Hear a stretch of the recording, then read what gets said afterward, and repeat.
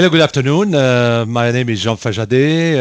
I'm the interventional cardiology in Toulouse Pasteur, and I have really the pleasure, the honor to welcome today Francesco Burzota, and together we will manage this second PCR webinar focused on the treatment of bifurcation lesion.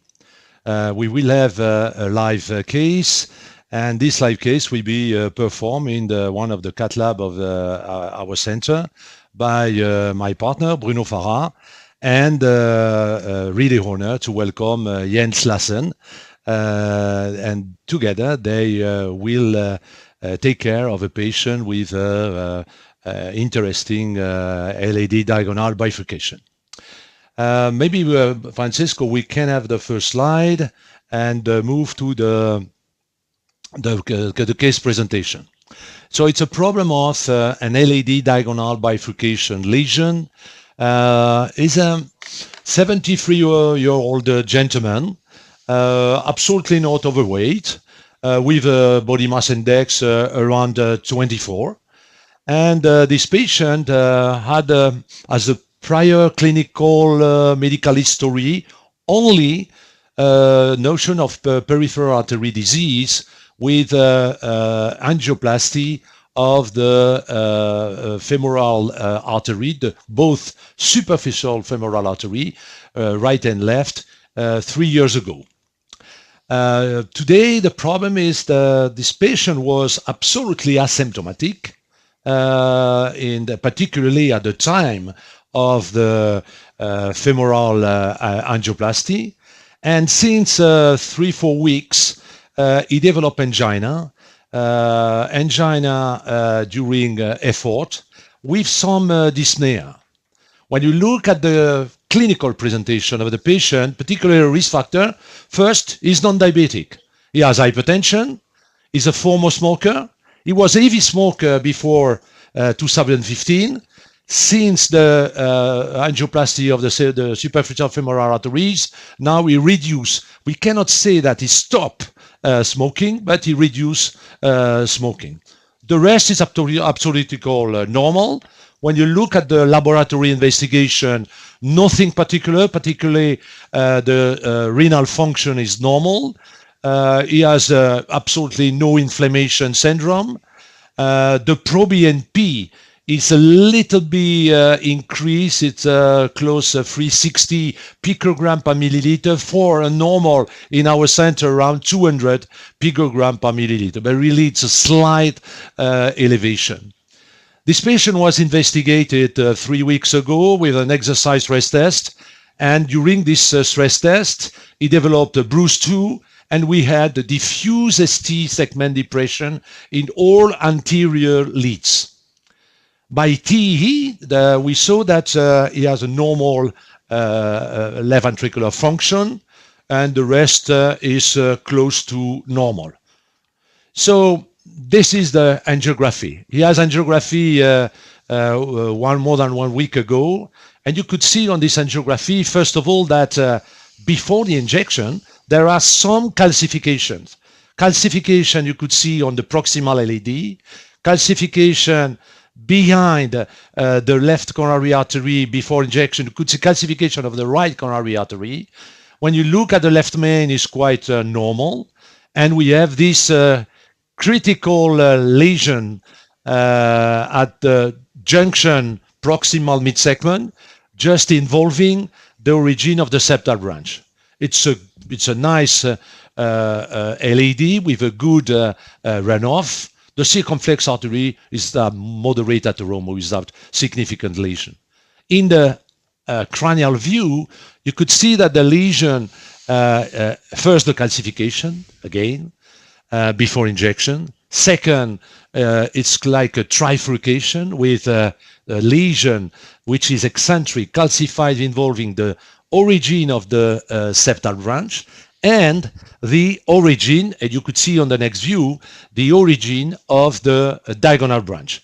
This diagonal, it's not a negligible artery, and this diagonal is divided into sub-branches. So this is the lesion. The right coronary artery has mild calcified aderoma, particularly on the mid-segment, but without any significant lesion. So when you look at this patient, it could be considered under low-risk patient. He has, by all the investigation, moderate aderoma on both carotid arteries. And today, the objective of this session is to look at the treatment of this patient who had a true bifurcation lesion on LAD diagonal using a 6 French transradial approach. So, Francesco, when you look at the procedural strategy, what we discussed with the two operators, Bruno and Jens, we will try to show you a 6 French transradial approach. Certainly, wiring the LAD and the diagonal branch, and to try to treat this patient with a provisional stent strategy. Why? Because the length of the lesion at the ostium of the diagonal is quite short. It's around 5 millimeters, maybe less. And then, of course, we could discuss during this live case the different steps of the procedure using the after stenting the pot, kissing balloon LAD diagonal, report, and the final assessment. And it's true that our technique today is to try to treat this patient with a single stent strategy. It's true that if the angiography assessment show not acceptable lesion, residual lesion at the ostium of the diagonal branch, we will move to tap technique using two-stent strategy. So the tools and technique, you could see this slide summarize the different tools and technique that will be used by the operator. Francesco, when you look at in your center, you will do the things differently. First, the strategy. Second, concerning the tools and technique. Well, my remarks are that, first of all, we have a patient who is typically presenting in all the cath lab all over the world. I mean, this is symptomatic patient coming due to tight lesion inside the proximal LAD. So there is also indication due to the fact that it documented ischemia into the anterior leads. So everything is what is inside the guidelines in my mind. So looking at the procedure planning, I think that in Rome we would approach a patient exactly like you do here in Toulouse, because we use a routine transradial approach for both coronary angiography and PCI, even complex. We have actually also the tools that allows us to perform complex interventions by transradial approach, and we may offer the patient the possibility to reduce the local complications.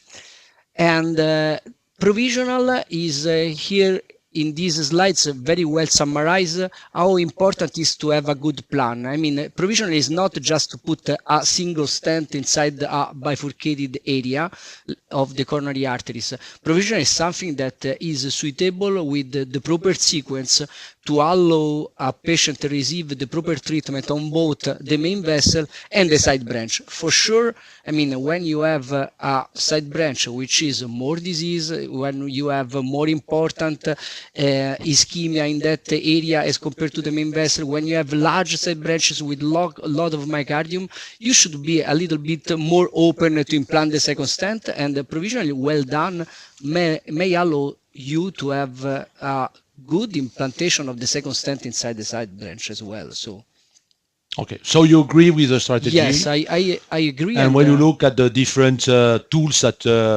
certainly they will use, you will do the things quite.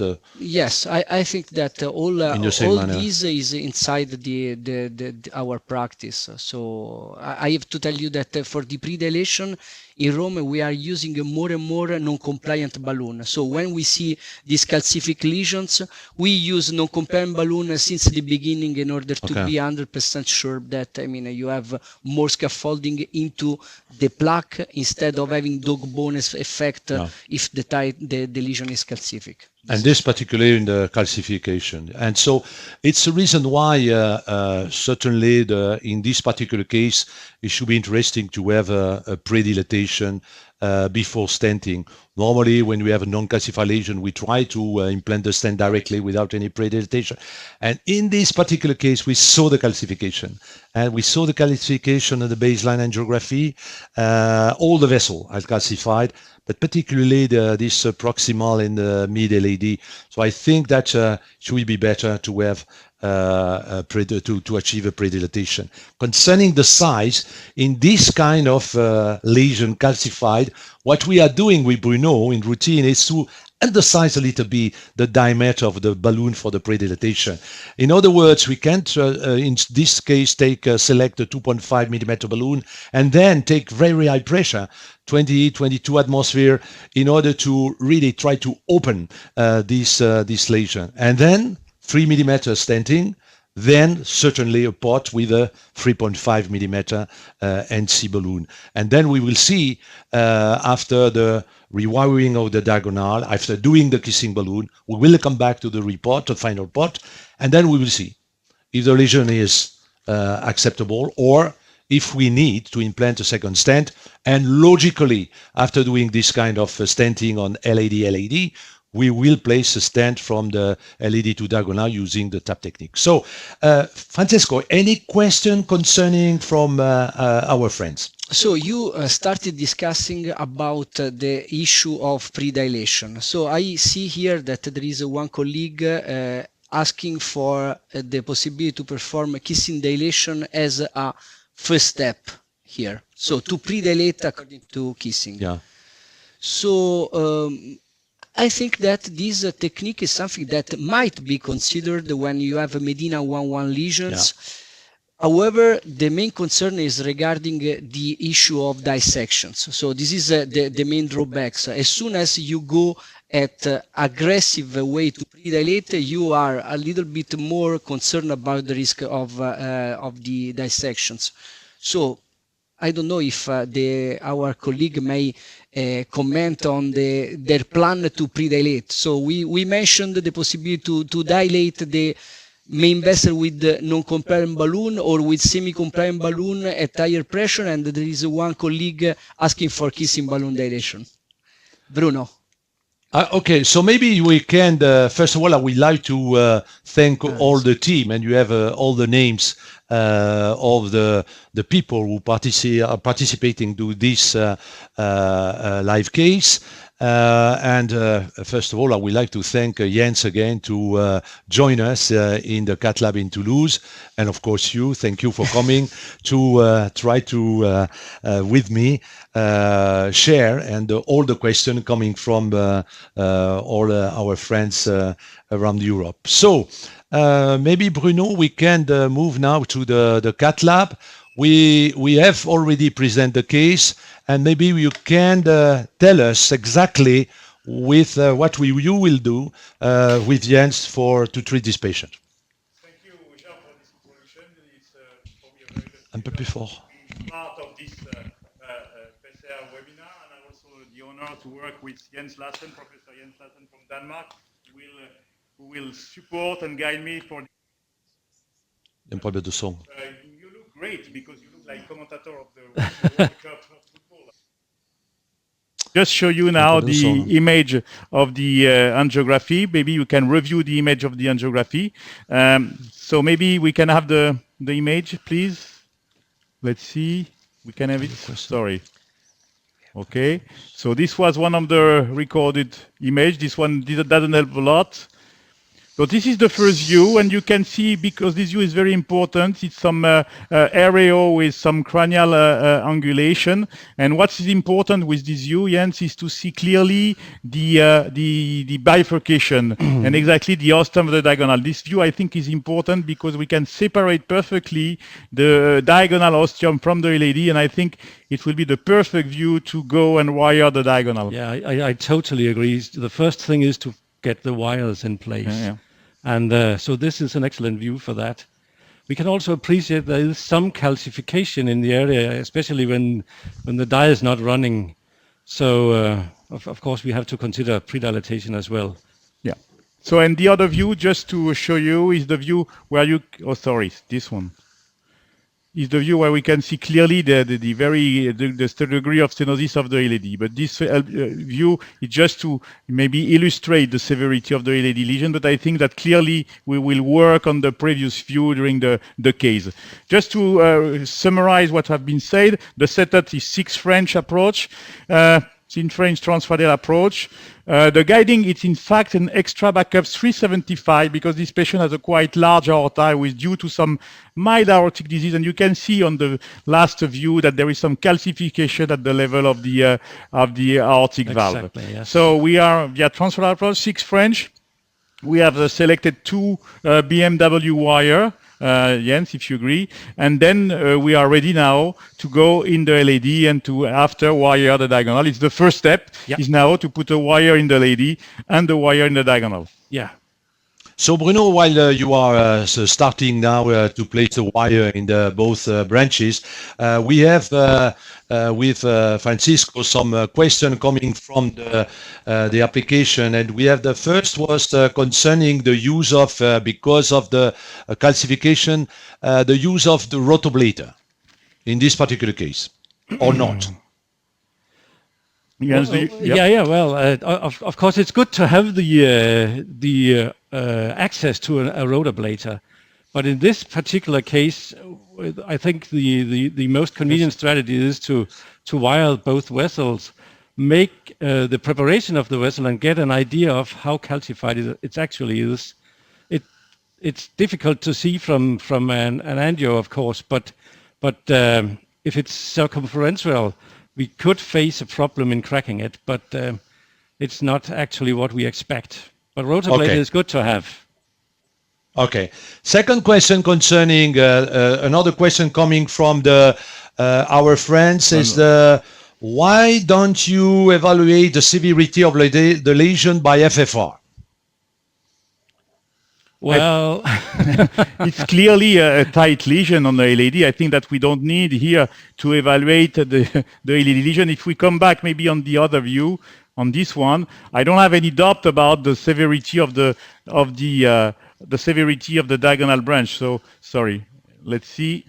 Maybe I will zoom on it, but for me, when you look at this, for example, let's see here. Here, if you are doing FFR for such a tight lesion, I will see that you will do a lot of FFR in severity. So here, for me, the angiography evaluation is enough, and we don't need the FFR evaluation. Remember the story of this patient is symptomatic. The stress test is positive at a very low level, and you have this tight lesion of the LAD. I don't see the interest of performing the FFR. Okay, yeah, I totally agree on Est-ce que vous pouvez remettre la référence, s'il vous plaît? And it is, Medina, at least 101, maybe 111. So we might also face some difficulties in a precise interpretation of the FFR. Yeah, I think this is very important because now we are sometimes looking in the different meeting, and we have the impression that we cannot do a PCR without FFR or without intracoronary imaging. On the other hand, again, we have to believe in the angiography, and angiography, we are doing this since more than 30 years, and we have first, of course, have a good angiography. This angiography has to be performed with a selective catheterization of the ostium of the vessel. Third, the angiography has to be performed after intracoronary injection of nitroglycerin, and then a strong injection of contrast media. And when we have this kind of picture images showing that we have more than 70% critical narrowing on the angio, plus, in addition, the patient is symptomatic and has some, ischemia changes, ST and T wave changes during the stress test, really it's not necessary to perform FFR. You agree? Yes, I mean, in our practice, we use a lot of FFR, but we are trying to use it in the dubbed full cases in which it really may help you to the side. So on the opposite, we have other people that is asking for imaging. So someone is not convinced about the severity, but I mean, we all see here that it is really tight. So if there is the possibility to treat this patient, which can be the advantage by imaging IVUS or OCT? Are you doing something like that, or I mean, you will rely just on angio? Well, in this particular case, I think it's I totally is in line with your comments just before, Xiang, and we have an excellent overview with the angio, and imaging is of course very, very helpful, and so is FFR. But the problem is not to use it. The problem might be to overuse it, and I guess especially in this case, we will have information we don't really know how to react on. So I think if we stick to the strategy, go for ballooning, see how the balloon reacts, consider the next step, and if we, for some instance, face thing that we don't really was aware of, or which seems to be difficult, then we could do imaging to find out what. But as long as things move forward, it's very easy and straightforward to continue that way. So during this time, thank you, Jens. We saw that Bruno placed the wire in the distal LED. Correct. He tried to place the BMW wire in the diagonal. It was quite difficult.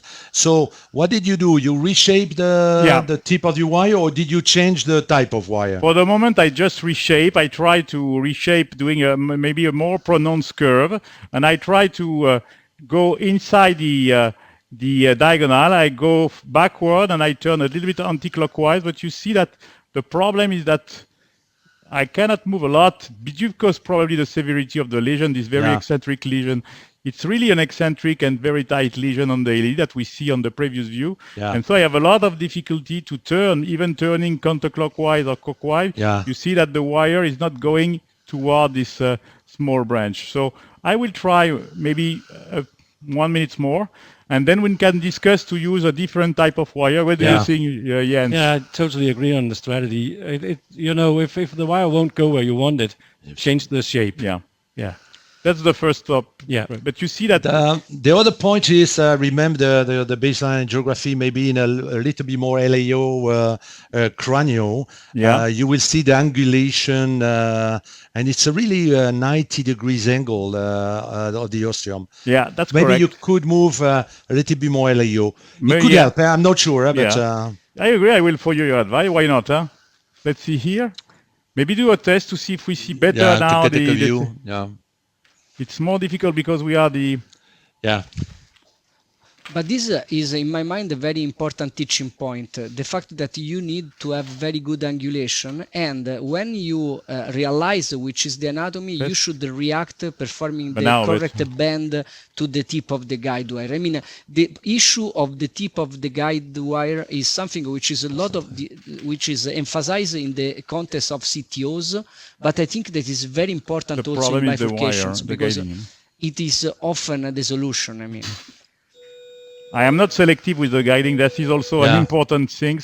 And what I try to do is to re-engage maybe better but it's difficult because due to the large aorta, and I explain why I changed the guiding from the beginning. But despite this, I have the LED wire, so it's okay. But I am not coaxial, so that's limit a little bit the manipulation and the strength of my manipulation. So let's see where we are now. So really, it doesn't help a lot. Yeah, I'm not inside. You see, this is a problem. I will change the wire. Yeah, what do you maybe think? Change the wire. Using so you can have a cyan. You can have cyan blue. The Fielder FC or the cyan blue. If we have it, it's okay. Yeah. And of course, we could consider trying to have a huge bend and turn the tip upwards, go down, and then try to take it on the way back. Yeah, could work in some cases. It could work, sometimes. That's correct. Sometimes in cases like that, it is important to realize that different guide wires have different properties in terms of keeping the curve as we shape. So it is something important. So looking at the questions we received, there is also some questions regarding the possible way to react on the basis of angiography guidance. I mean, there is some guy asking for the use of QCA to understand the sides and wants you to tell us which is your way to select the balloons on the basis of the simple angiography, but just visual or, I mean, comparison with the guiding catheter and so on. So there is a lot of question, and so while Bruno will work and try to get the diagonal branch, maybe Francesco, we can look at the different questions. One is the operate opinion to the initial kissing dilatation. In other words, to answer simply, in this particular case, you will do stenting of the LAD directly after just pre-dilatation of the LAD, or do a kissing and then stenting of the LAD? Well, in the concept of pre-kissing is something, first of all, we don't have clinical data regarding this technique. However, in my mind, this might be useful in the case we are afraid about the possibility to have plaque and carina shift related with the balloon predilation. So what I routinely do is to perform the regular predilation. In the case I see that there is a worsening of the side branch, so it makes sense to try to have, this lumen reopened before implanting the 90-degree stent. angle, So this is you have really to shape at 90, yeah. So to close is a technique which is used more. rarely, which is rarely. Okay. But there is a question concerning, we talk about rotoblator, you're using the shockwave balloon, ultrasound, lithotripsy balloon. This could be a possibility to prepare the plaque, but again, I'm not sure that the shockwave is available in all the cath lab. It's a new device. So we didn't check this device honestly in the bifurcation lesion, so we have no precise data to do that. What we know is that when you have a heavy calcified lesion, we activate the lithotripsy catheter. It works, it modifies the plaque, and it helps to open with the balloon really easily the lesion. So another question coming from what is interesting is the fact that we have some questions regarding the stent to implant, dedicated stents, and the technique to implant the second stent. But we are facing the reality. I mean, sometimes we go through to the plan of the stenting, but in bifurcation lesions, it is very important to go really step by step, and to have the both wire inside is something that is probably more important than the final decision regarding the dedicated stents. So I'm looking at the curve, and in fact, even with the curve, I was able to do a curve, and I followed the advice of Jens, trying to go with a curve again. Here it's not too bad. Yeah, but I in the tight lesion, I cannot cross with. You cannot cross with the loop. Yeah, that's the loop, problem. Yeah. Okay, so now I am in the opposite way. I turn counterclockwise. Yes. At this moment. But the tip of the wire looks too straight when you look at the anatomy. In fact, it's not. A possible solution might be to use a double bend in such a kind of lesion, in which you have the tip which has a small bend which is able to cross, and the second bend that allows the first tip to go through. Exactly. So might be a solution. Here we are. It's a proximal No, it's a small one. It's a small one proximal to this one, Yes, but I think that, it's not the good one. No, it's a proximal. We were just so happy. Yeah, I will be happy if it was the good one. Okay, so there is another possibility is to place a balloon, change the modify the anatomy of the lesion with a 2.5 or 3 millimeter balloon. That's the possibility, because and then cross the diagonal, just in order to change the anatomy. Yes, that's. And we have this suggestion by. Should we try the double bends to see if it would work? Okay. Yeah, that was a comment from one of our France, maybe main branch predilatation with a small balloon. Could be can consider. In other words, to place the balloon, open the lesion in the main branch, and then try again to place the wire in the side branch. This is really a possibility. Yeah, you are really just proximal to the lesion. It's quite difficult. Yeah, thank you for saying that. Yeah. Okay, maybe I will do that. Sometimes take a deep breath, but the patient is maybe sleeping on the table. Yes, he's even taking a he's snoring, so he's snoring. So I think that he will not help. Okay. Should we try the double bend? Yeah, I will try with a double bend. Yeah. And then we will try with first a double bend, and then we will try with a looper. What do you think? Yeah. The double bend with a very quite short tip, but at more than 90 degrees, and the proximal one at 40 degrees. And this maybe will help you. Here we have another comment which is quite interesting. Since we are facing problems in wiring, will we change the strategy from provisional to double stenting? So this is a smart question. Since you are facing that it is difficult to enter, this will change or not our strategy. My personal feeling is the fact that the plaque is over there. Actually is mainly, the problem I see is mainly related with the plaque burden inside the main vessel that prevents the wire to have appropriate bend working well. So it will not change my strategy. No, because after the pre-dilatation and the stenting, you will totally change the anatomy and the profile of the lesion. And it's not because now it's very difficult to cross that. It will be difficult after the pre-dilatation. It was not too bad here. Okay. Yeah. In fact, it's I will do the balloon. I will do maybe the. Okay. It's not too bad, but it's a little proximal. We have to be patient or to move to the balloon. Yeah. Other question. We answer to this one.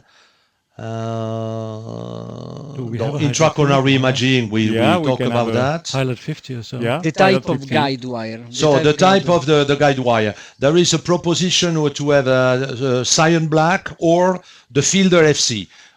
It's true that I've not a large experience personally with the cyan black. But with the Fielder FC, yes. And the Fielder FC is a very nice wire that we use sometimes when we have difficulty to cross the struts of the stent already implanted when you want to take the side branch. Very close. And this could be useful in this particular anatomy.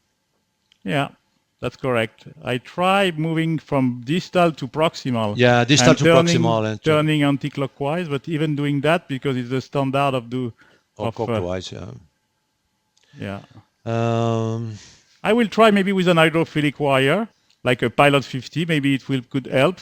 Mm-hmm. What do you think? And then if not, we will pre-dilate. I will. I think it's a good strategy. Yeah. So there were some comment also on the way to shape the distality of the wire, and maybe to have a more acute angle. This is a proposal from our friends, and using a double angulation of the distality of the wire. Actually, it was exactly what we did. We shaped it like a kind of an Amplatz catheter, but as you could see, we were restricted by the proximal calcification, so it's very difficult to manipulate. Yeah, absolutely.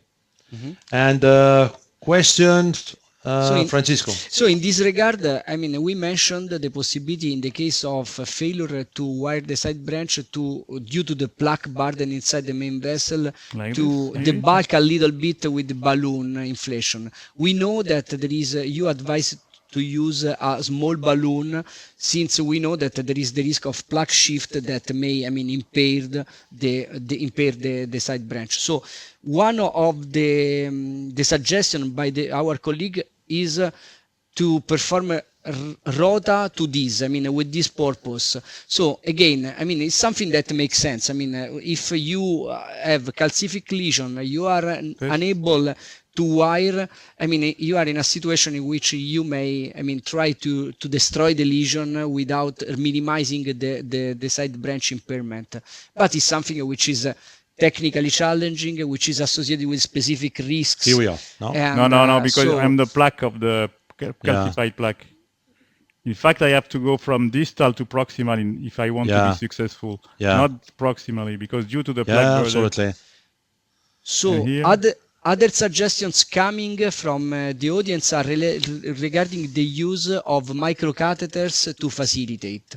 And in this regard, there are two suggestions: the double lumen microcatheters. That is something, I mean, I know that some operators inserted them in their practice, and also angulated microcatheters. Regarding angulated microcatheters, I have some concern, which is the fact that here the problem is plaque before the lesion, so it is not easy to arrive over there. Thanks so for might support, be dual lumen. No, it's very close. Maybe I will consider now. What do you think, Jens? Maybe you should try. Yeah, well, but first maybe a huge bend to see if we huge bend. Okay, to see if we just could curl it. Yeah, huge bend, 90 degrees bend. Yeah. And if this is not working, I think what I will do is to place not a 2.5 but a 3 millimeter balloon. Yeah. Maybe NC balloon, quite short. Yeah. Very high pressure, 20 atmosphere, and then you will see. What we need is really to change the anatomy. To change the anatomy. The approach. And then it could be more simple. Yeah. And of course, it's a little bit, it's not easy to take the decision to place a balloon, high pressure, without the side, the wire in the side branch. But sometimes this is really the last resort strategy. I call it the and last by experience resort. it works. By experience it works in many cases. Yeah. It's not in the standard of the. It's not the standard, but it works. And that's a way to change the strategy, the way to modify your initial strategy according to the outcome of the PCI. Very good. If you are in. Yeah, beautiful, I think so. Beautiful. Bravo. Okay. Bravo. It's not me, it's Jens. It's Jens. Actually, it's not me. this shows It's not perfectly me. that the most important thing is not the technique; it's the patience. Yeah. Patience, absolutely, time. absolutely. We have to It's a be very patient. good learning point. Yeah. So I'm of course very happy that France and Denmark can work together before we meet in soccer. So which guide wire was it? I've just now a small advice for you. Me. Be careful, do not remove the wire from the diagonal branch when Yeah, you I read the will, manipulation. Just to summarize, in fact, Thank you very much for that. Just to summarize, we crossed with the Pilot 50. It's an hydrophilic wire. Yeah. We know that in the recommendation we should not put an hydrophilic wire to be gel, but in fact we don't have any problem with that. It could be done. Exactly. Jens, if you agree. Maybe we can move and then do the predilatation of the LAD. Yeah. We select a little bit undersized balloon. It's a 2.5 millimeter balloon. It's now that we put the wire, hopefully we can continue the flow of the procedure. Okay. So So we are it's a following you.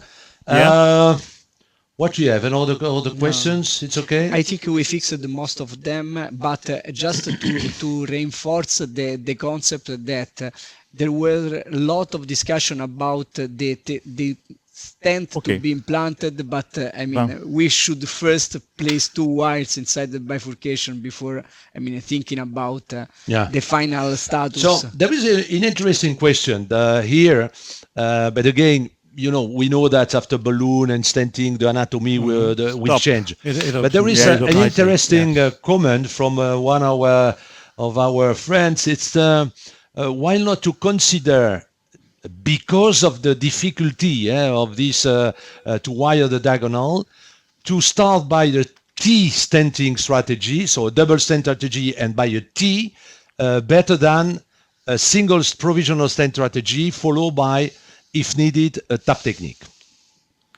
Well, the beauty of the provisional stenting is that you can build on top of it. Okay. So if we start with a T, we will restrict us to end up with 2 stents. Now we still have the chance of ending up with 1 stent. Yeah. And we have the wire in place, so the problem is not that that severe anymore, because we have done a pre-dilatation, and there was no indentation in the balloon, so it seems that it's pretty easy to put in a stent now. We have also changed the anatomy, so the access would be easier. Okay, Jens, another question coming, because again, for this difficult anatomy, do you plan to do a kissing balloon inflation before stenting, or to move at the usual strategy to place the stent and do the kissing after the stenting? I think one of the important things is to keep to the strategy when there's not obviously reasons for not doing it. And we are moving pretty good forward. So I think we should go for the stenting and the pot and then the kissing. The risk of doing the kissing first is what you very precisely discussed just a quarter ago, that you have the risk of dissection in the side branch. And if you stent the main branch with a dissection in the side branch, it could be very difficult to come back when you change the wires. So I think we should go for the strategy. So Jens, now we select to stent the LED to move forward. About the size of the stent and the length of the stent, what do you advise? Yeah, we have discussed it, Bruno, a bit, and I think that do it minimalistic. I think it was what we ended up with. So just below the bifurcation, and then we have plenty of room for a proper pot in the proximal part of the LED. Okay, so 3.0 the diameter in accordance to the mid LED, so 3.0 and maybe a 15, something like that could be enough. We need to have at least 10 millimeter or 8 millimeter before the bifurcation in order to perform the pot. Do you agree? Yeah, totally agree. Donnez-moi So 15, yeah. Okay, so we are following. Resolute Onyx. Yeah. Okay. So we are following you on this strategy. Again, we have another question coming from on the app. It's about the possibility to use a culotte technique. Yeah, but the culotte technique is still a possibility, but not as an upfront 2-stent technique. But if we need to embark on the side branch, a culotte would be a very good option here. The angle is fine for that, and so that's definitely a good idea. Yeah. We choose an onyx stent now, and if you recall the stent design, it has circular stent struts, which means it's actually very easy to manipulate it in calcified lesions, because it opens more smoothly than quadratic stent struts. So advance the stent. It's a 3.015. 3.0 because it's in accordance of the... And it goes very smoothly and fine. What is important is to avoid to touch the distal plaque. Yeah. So we have to be careful of that. Let's see. Maybe we can come back or no? It's okay. A little bit. Maybe a small millimeter. A small millimeter. A very small millimeter. It's always the 1 millimeter that we search to find.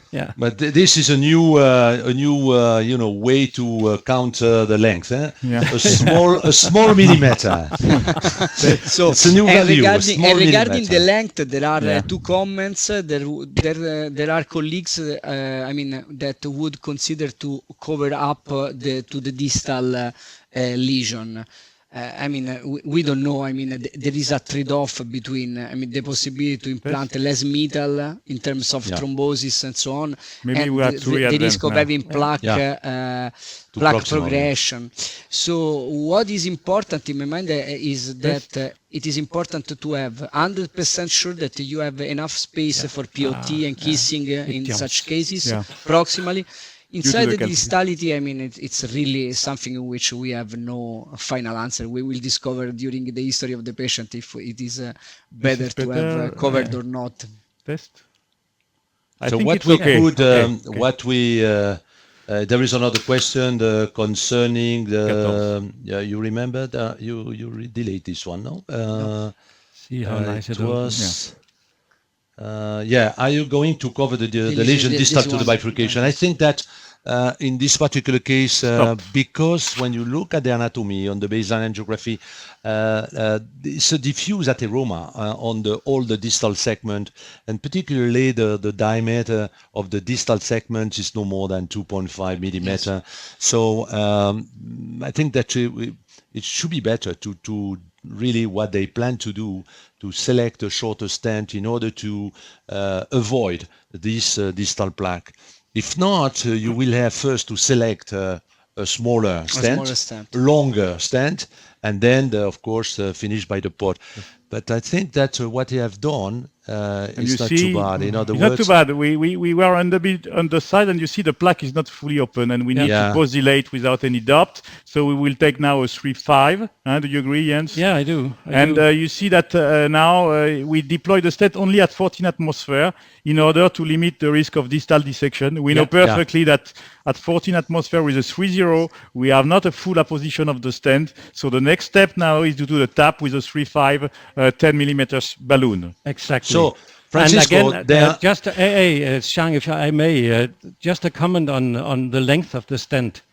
Yeah. We used 14 atmosphere with a 3.0, and this fitted very, very well to the tapering nature of the LAD. Yeah. If we have covered the distal plaque, we might be forced to use a higher pressure to have a proper apposition, and then we may have made a plaque shift. Yeah. So that was also one of the ideas behind the shorter stent. Absolutely, I fully agree with you. Francesco, there is another question coming. What about the use of in this particular case, a Triton stent?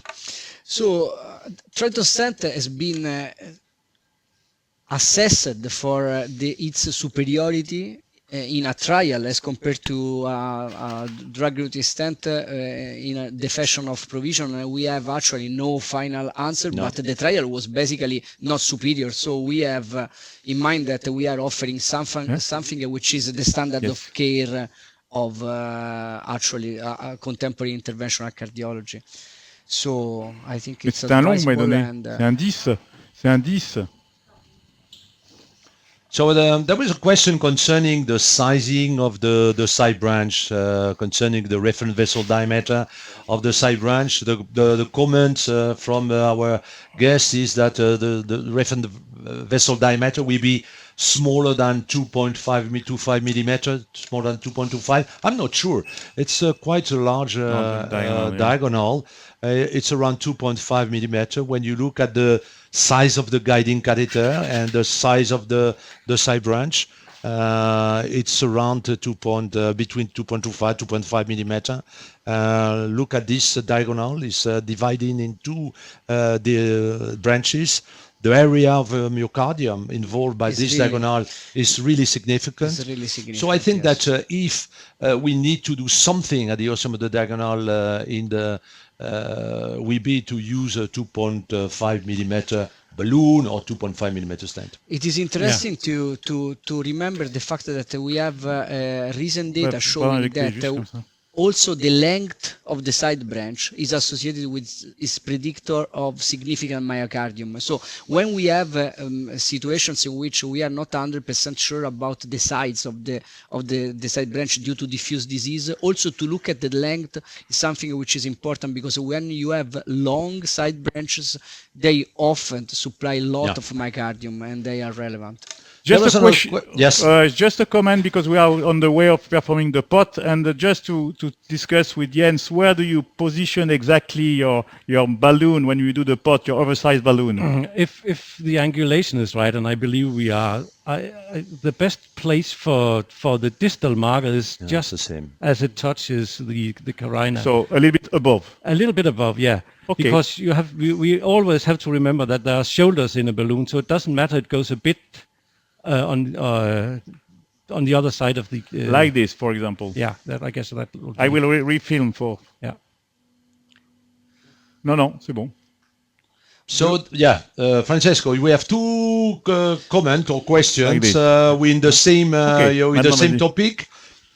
To post-dilate before performing a POT, to post-dilate properly the stent. I mean, there is the perception that might be some residual stenosis over there. And so I mean, deeper. It is something that might be considered in the plan of this procedure was intended also to have a kissing balloon inflation, which is, I mean, part of the post dilation of the main vessel. So this is a possible answer.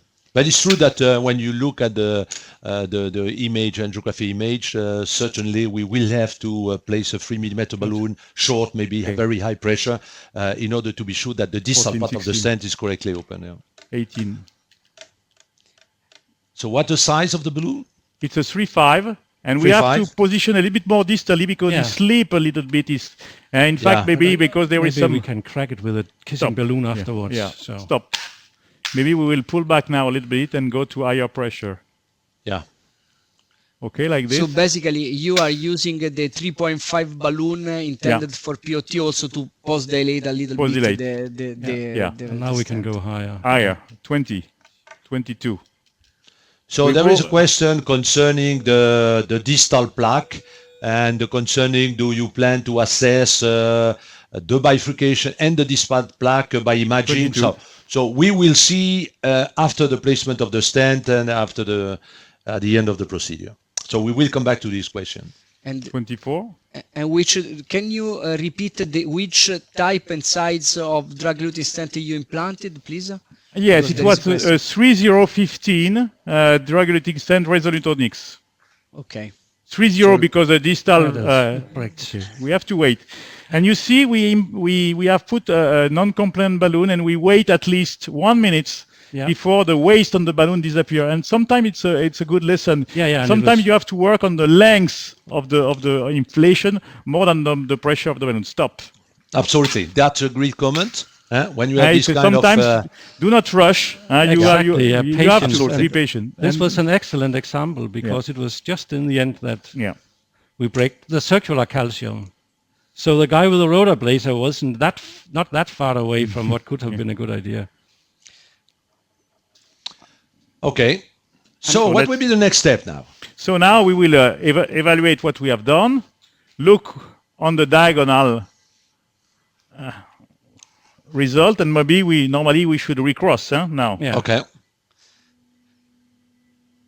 Yes, excellent. That's a good result. The angiographic result on the LED is much nicer than before. Now we have a result where we have saved the main vessel. Yeah.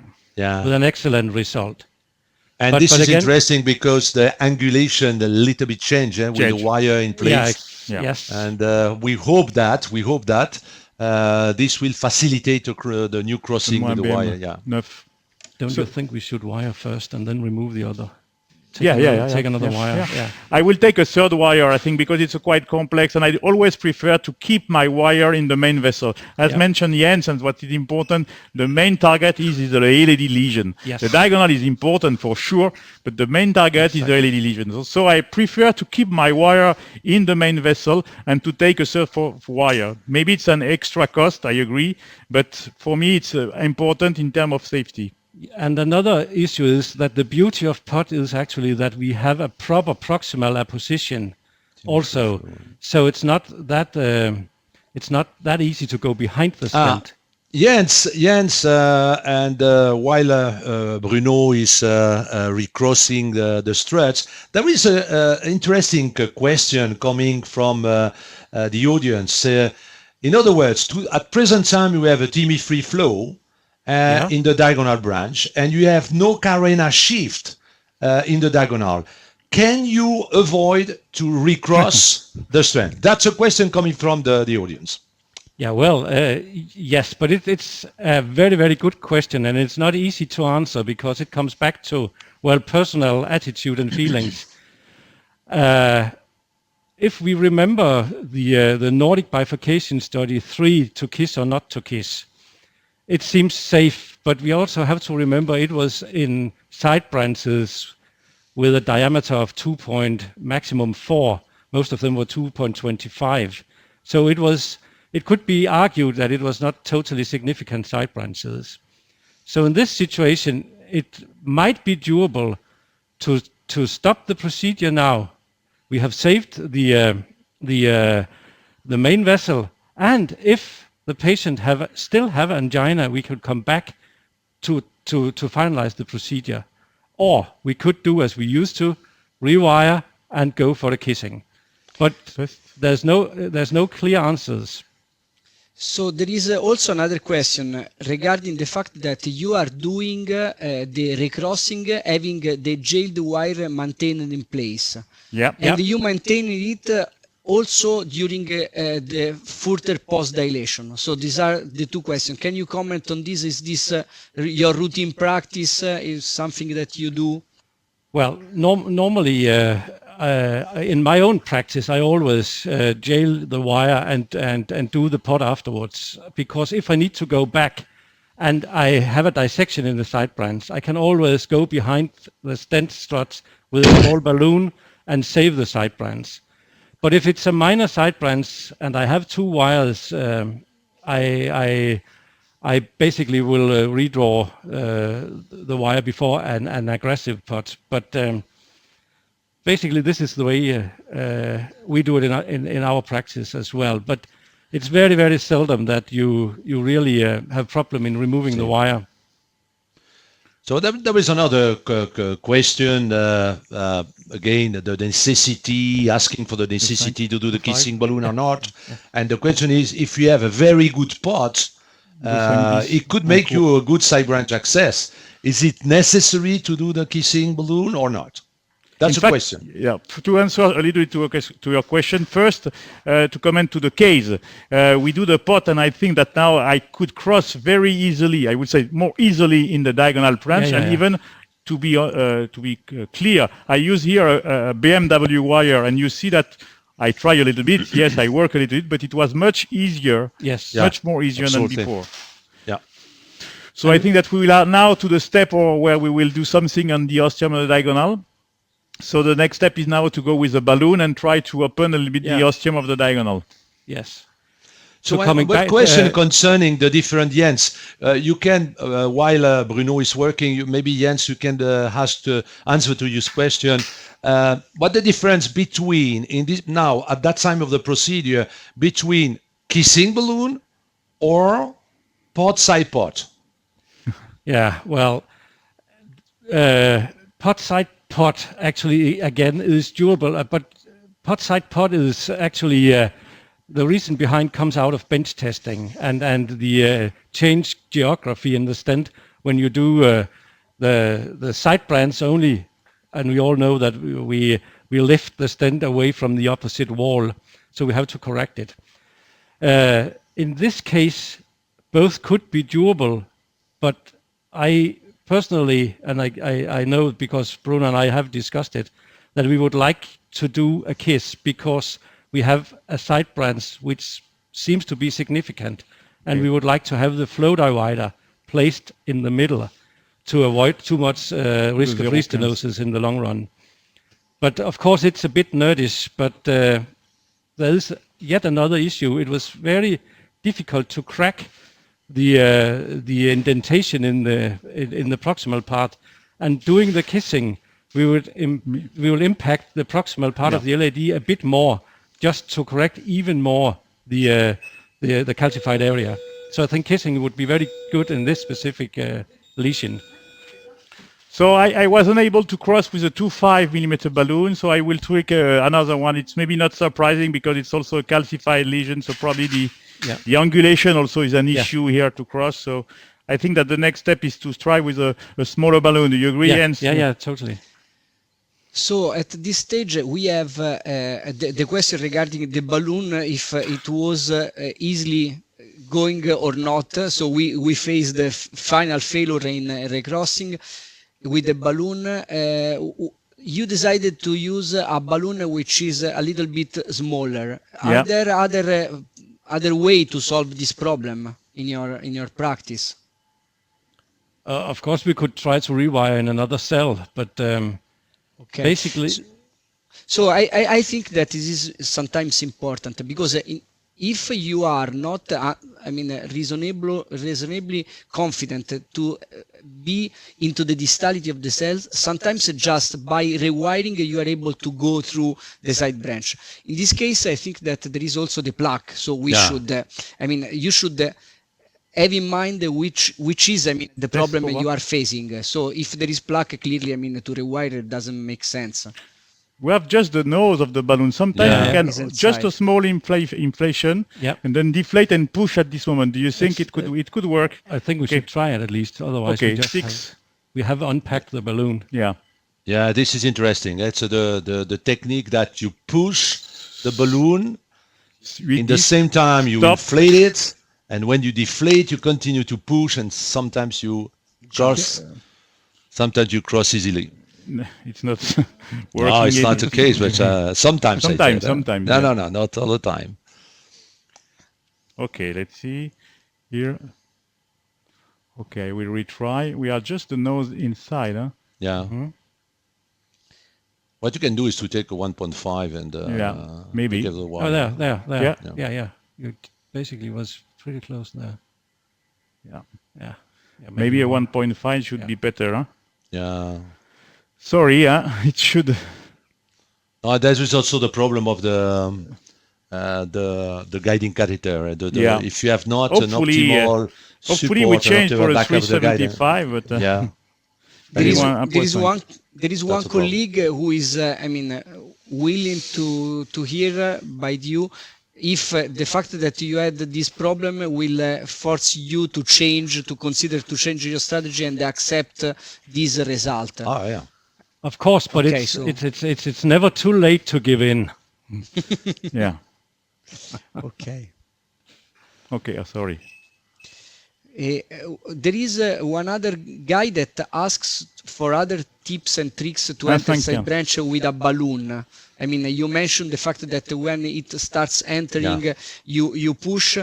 Another point is the fact that you removed the jailed wire earlier, and now we face that the guiding catheter is not, providing enough support. Sometimes I use to keep the jailed guide wire until I cross it with the balloon, and then I pull back. Pull on it in order to use this gel wire as an anchor. Sometimes it's just a matter of support, and you jail the wire, which is the situation in which you increase your support. As an anchor.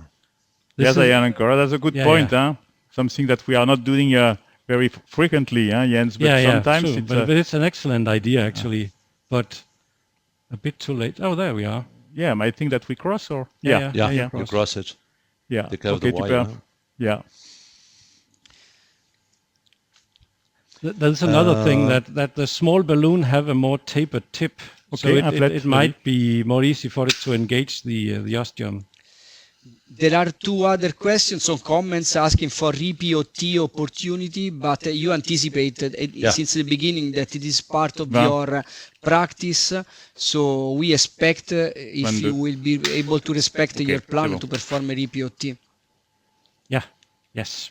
So I inflate the 1.5, and let's see now, even after inflation of the 1.5 balloon, you see I still have some difficulty to re-advance the balloon. So maybe we should do it again then. Yeah.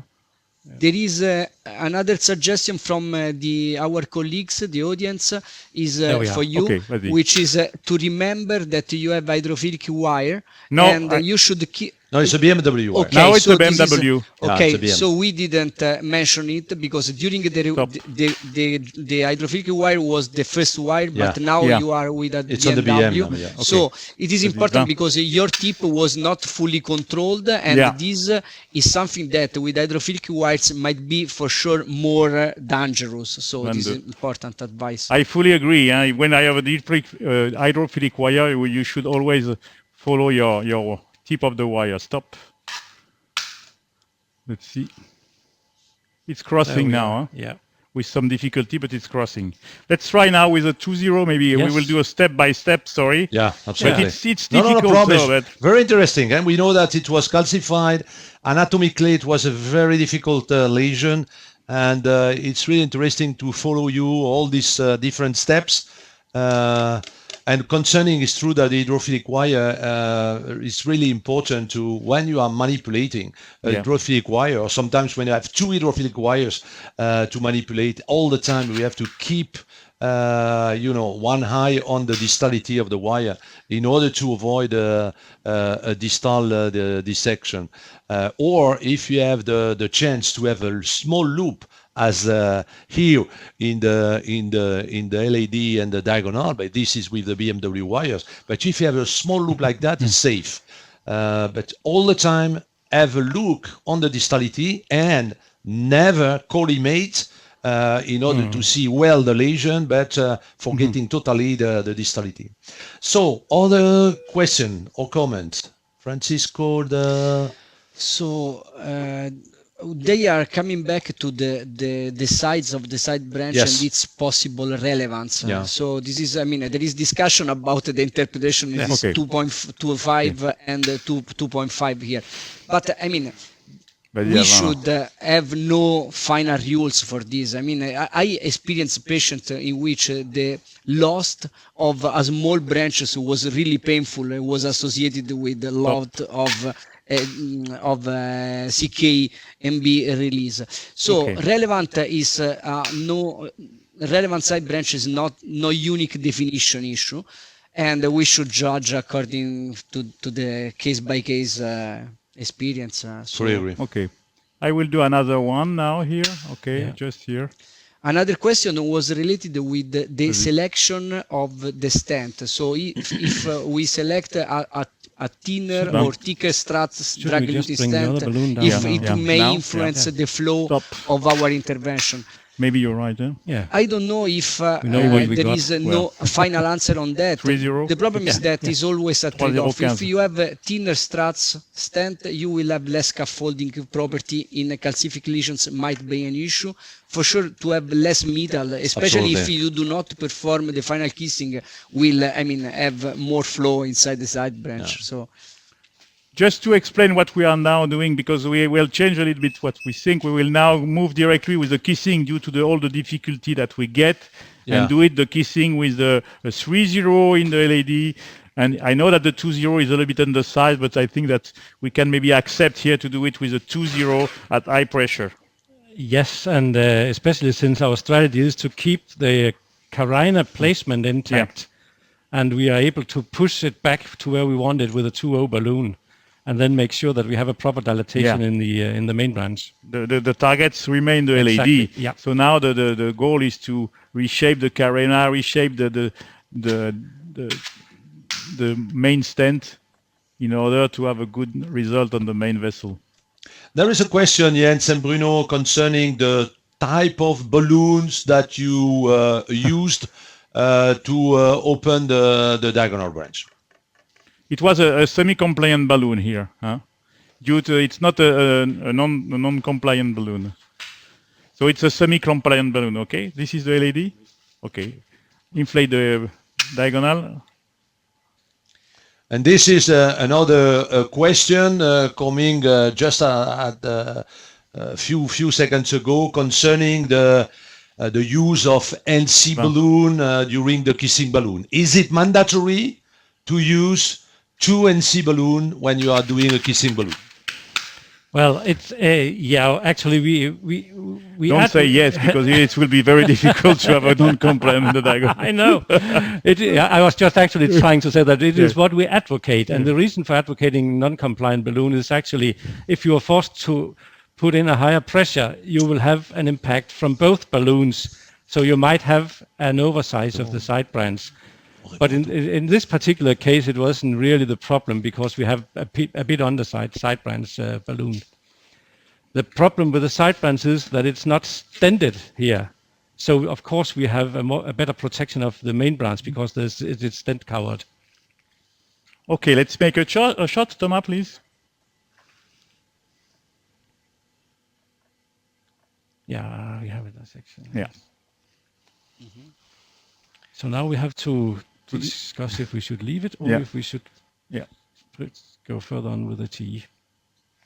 So maybe we can zoom on the result. Yeah. So store, okay.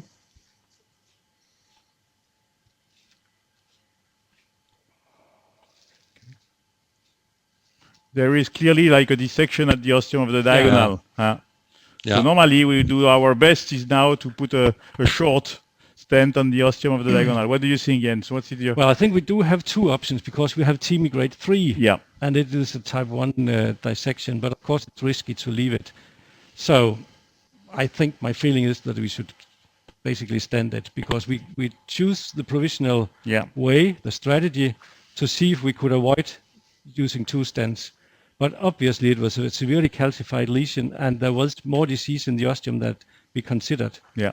So I guess we should go for a stent. What do you think? That's yeah, I think so. It's a little bit amazing is that you use an undersized balloon on the ostium of the diagonal, and but actually it must have been fragile. You can see we have corrected a bit also the angulation. The angulation. So maybe before doing that, we should go with a 2.5.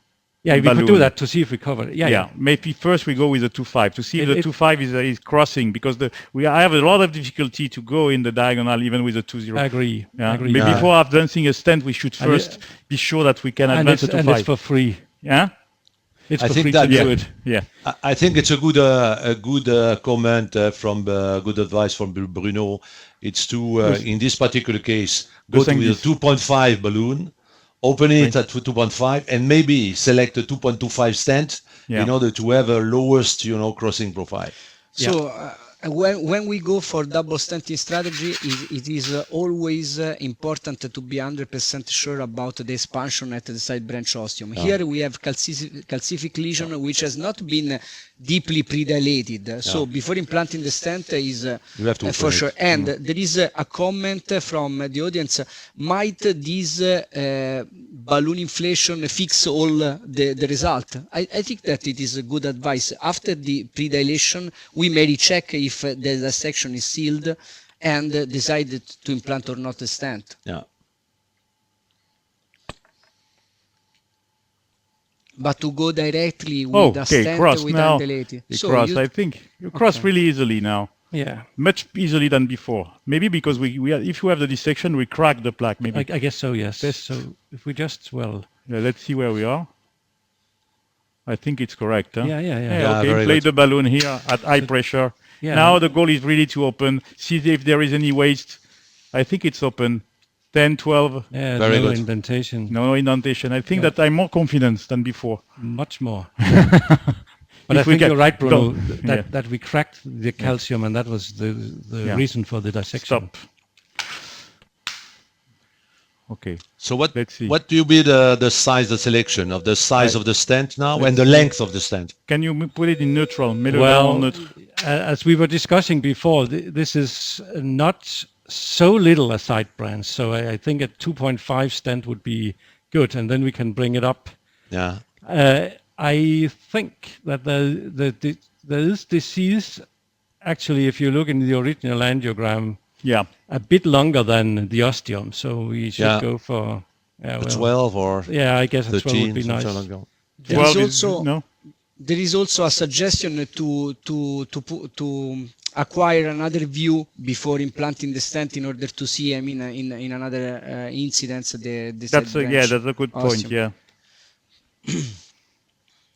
So there is another question concerning the what about the crush technique in this case of difficult anatomy. So Francesco, it's true that in this kind of difficult anatomy, particularly when you have a difficulty to cross the side branch, to start by the stent in the side branch, crush it and finish by the main branch, using the DK crush could be a good option. But again, in this particular case, you decide at the beginning to use a two-stent strategy. Yes, and in favor of using the provisional here is the length of the disease inside the side branch. When we have a stensive disease inside the side branch, we definitely need the two stents to fix both the disease if the two branches are relevant. But in this case, there was the chance in my mind at the beginning, and we are in line of implanting properly the second stent if needed. So I see no penalization with this technique. So this is the result after this pre-dilation. Yeah, it's not too bad. Huh? Yes. And the look at the sides of the side branch. Actually, I think that there is no doubt about the fact that it is really a relevant side branch, since the sides seems the same of the LAD. So LAD. It not could so be easy. difficult to cross. No. I'm not surprised. No. it was predictable. Huh? Yeah. So what we need is to have our wire in place, first of all, then try to improve the support of the guiding, and then retry. And then No. I cross finger, but it doesn't work. yeah. But there's no wire wrap actually, so it is a problem in the takeoff. Yeah. Good. Okay. Now, in this particular case, Francesco, what you do, redo balloon inflation again, high pressure, in order to try to improve the... Well, yeah. here I think that there is really a matter of lack of enough support with the guiding catheter. So sometimes when you started, when you already started, you have to face this situation. So sometimes you are forced to do a further step, but... No, sometimes it seems it's easier, and you do not waste time to replace the balloon again, take high pressure, because if we force, the risk is to lose the stent. Yes. I will try once again, but I will try to replace the guiding first, like this. But let's see. Okay. Sometimes changing a little bit the guiding. Oh yeah, sure. Yes. Like this. Okay. Fantastic. Very good. Excellent. No, this is important because we recognized this problem. I mean, and the problem of the support with the backup with the guiding. Yeah. And this is very important because sometimes, I mean, inexperienced operator try, I mean, to do other way to solve. Here, the experienced operator is able to achieve the correct alignment, allowing for stent implantation. Is very, very good. So I will now advance a 3-0 balloon in the LAD, and the technique will be a tap now, not a culotte. I think you agree. Yes. So the important step now is to have a perfect position of the stent at the level of the ostium, covering a little bit the ostium, but not too much. The degree of protrusion should be less as possible. Now the problem is to identify. Okay, there is the LAD. So I will advance now the balloon in the LAD. But I think what is important, because Jens was there and he was saying a lot of things to me, is to replace the wire, at this moment, try to engage a little bit more the guiding. And each time it's important to redo all these little steps in order to be successful. Huh? Yeah. And be patient, because as you did, you showed perfectly well. In the last placement of the stent, Bruno. But there is some question. First one on the medical treatment. What about 2B3 inhibitor, bolus in this case? There is no thrombus. It was not an acute situation. Just a problem of anatomy, a calcified lesion. Might be that honestly, it's not necessary. Might be that the inhomogeneity of the dissection was perceived as the possibility of thrombus, but we know here that there was calcium plus probability of dissection, so it really makes sense to go on without the administration of further drugs that may have side effects. I want to highlight a comment coming regarding the possibility to re-POT in order to access the side branch. This is a smart advice, because when you face problem in recrossing, sometimes you induce some distortion into the proximality of the stent. So when you have this feeling, it is really advisable to consider to re-POT before accessing the side branch. But in this case, we face the problem of an alternative explanation, which was the guiding catheter support, but it is something important. Maybe we can try to do a stent V's technology to see if we see maybe what is the position of the stent. It's difficult because there is a lot of wire, but sometimes we are able, focusing a lot. I don't know if we will be. Okay, let's see. C'est bon? From my point here, we see already that maybe we are not far from the truth. Huh? It seems to be perfectly placed, actually. Yeah. Why not checking in another view? But you see the Francesco on the stent V's, we see the shadow of the first stent. And we see clearly that we are protruding really minimally. Yeah. I think it's correct. Even without injection, we can be quite confident about the position here. No? I agree. You agree? And there is another thing I think we should discuss, Francesco and Jean and Bruno, because now we do the kissing. Yeah. Now we implant the stent, and then we do the kissing with the two balloons. then we could consider to leave out the pot. Yeah. Because the risk of a too deep pot will be that we push the carina back, and we wouldn't realize it because it's just a short metal carina.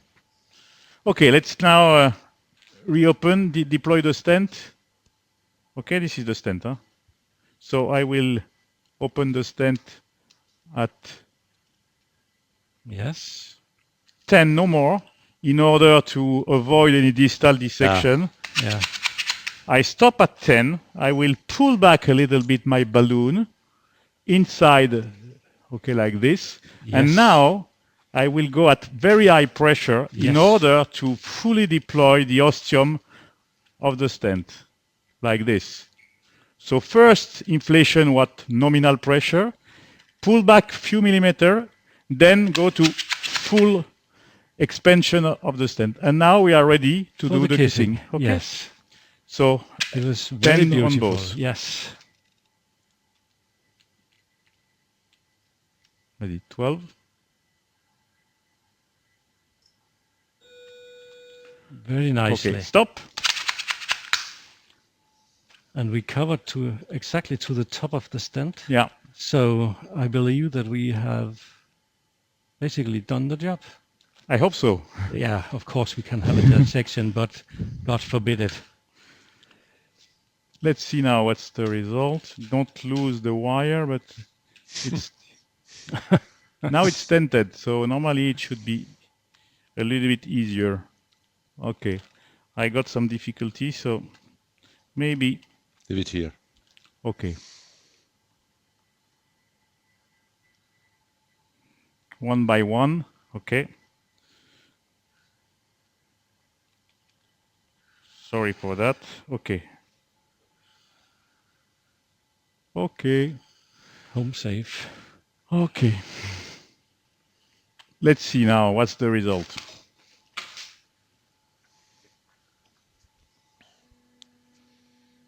Yes. I think the result at the level of the ostium is very nice, huh? Yeah, very, very nice. So maybe on peut zoomer?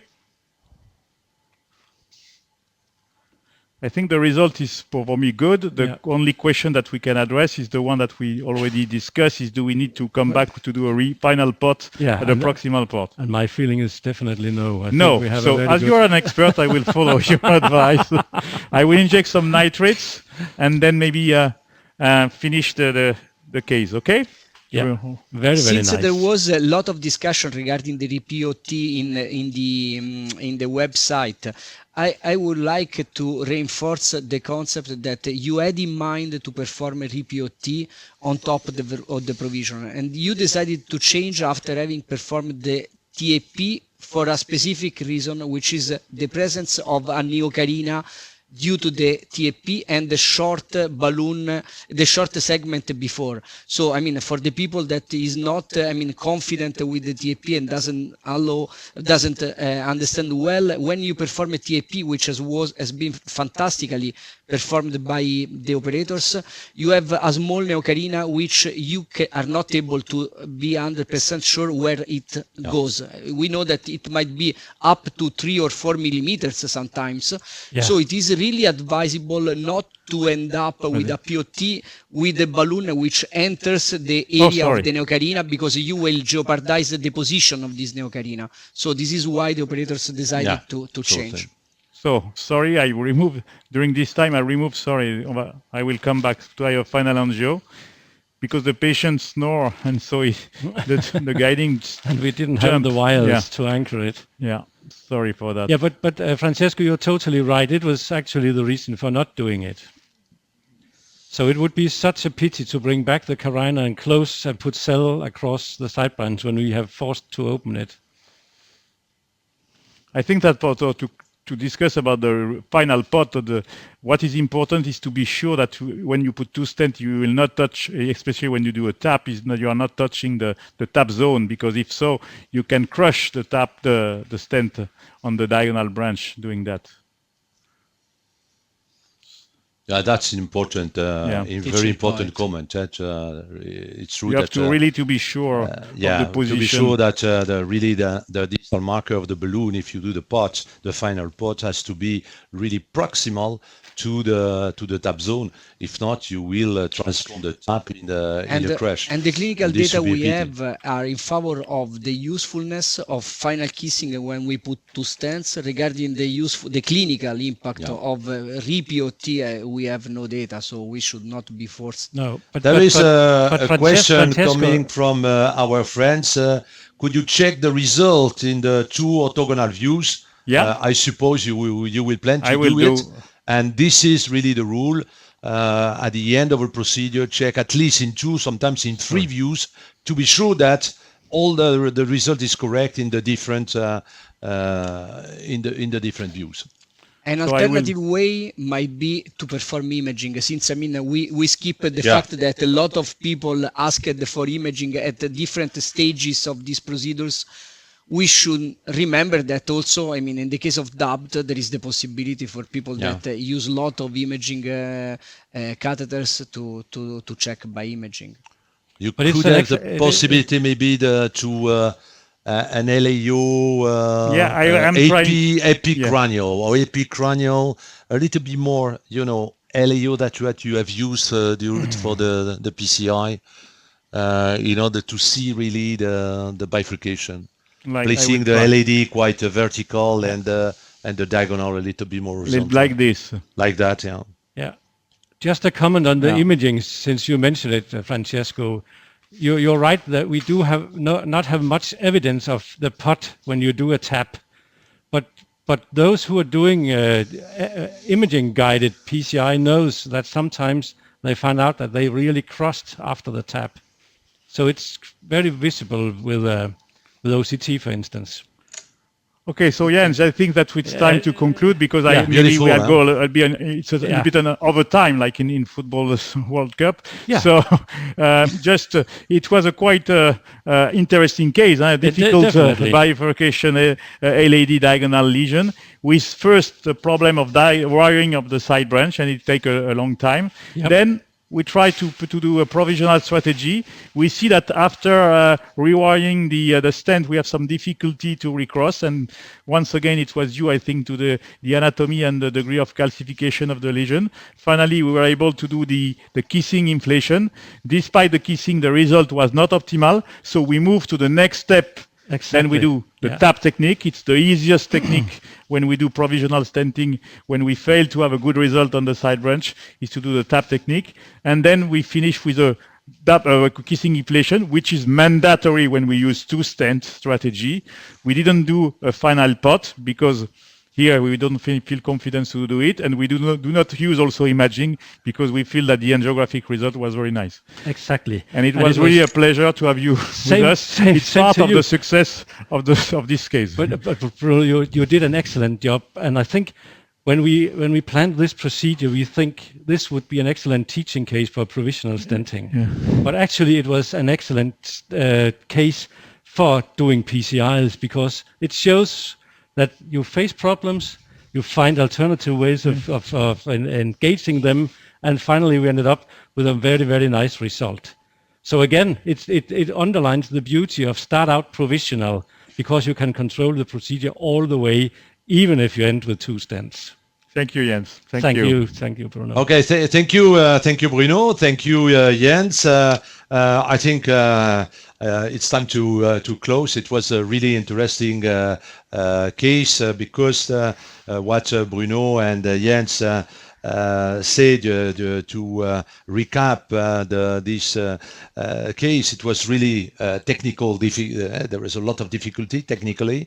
I think they did a really good job because, for me, two things. The first is that they plan at the beginning a strategy, and finally they adapt the strategy according to the difficulty of the anatomy.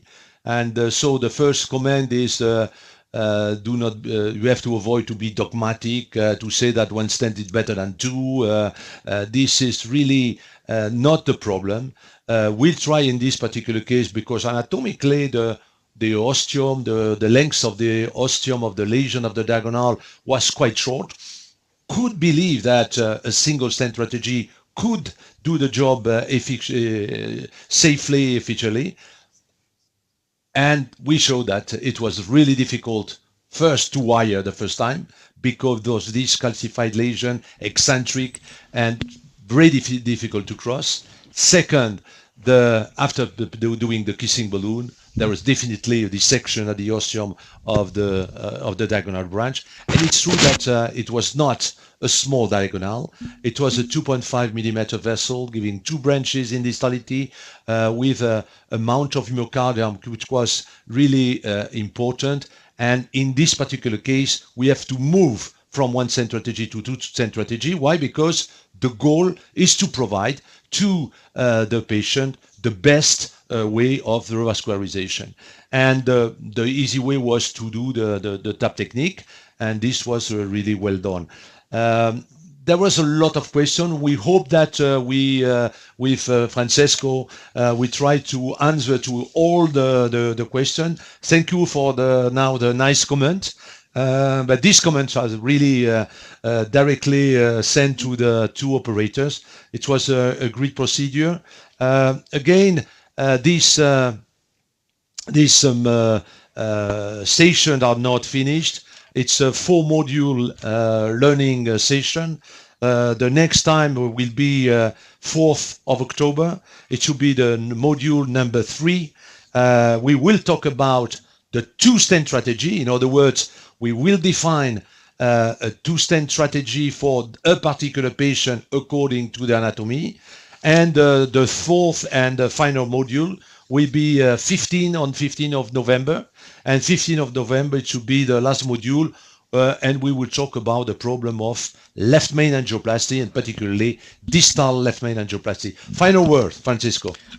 Happy to be here. I mean, this is Clinique Pasteur. I mean, I was happy, fantastic operator, fantastic environment, and I hope that all the people enjoyed to stay with us for this hour and a half.